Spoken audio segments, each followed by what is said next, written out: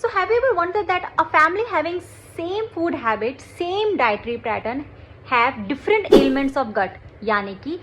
एक तरह का आहार विहार लेते हैं वो, फिर भी अलग अलग लोगों के लिए वो साथ में होता है, यानी वो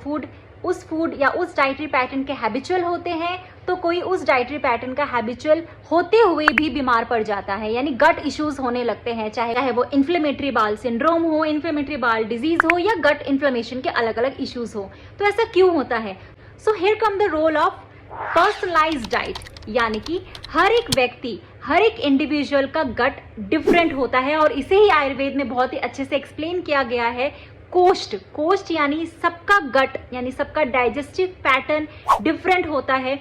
यानी सेम फूड पैटर्न होने के बावजूद भी किसी इंडिविजुअल को सेम फैमिली में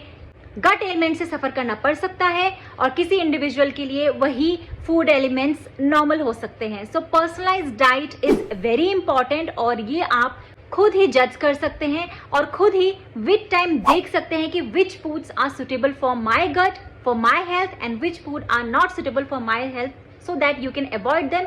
and get relief from all those ailments, and you can also prevent yourself from getting the disease of gut, क्योंकि gut एक सबसे बड़ा important prime factor है अलग अलग डिजीजेस को क्रिएट करने में, चाहे वो दूसरे ऑर्गन से रिलेटेड डिजीजेस हो, but everything is ultimately related with the gut. So you should give prime importance and prime priority to your gut health.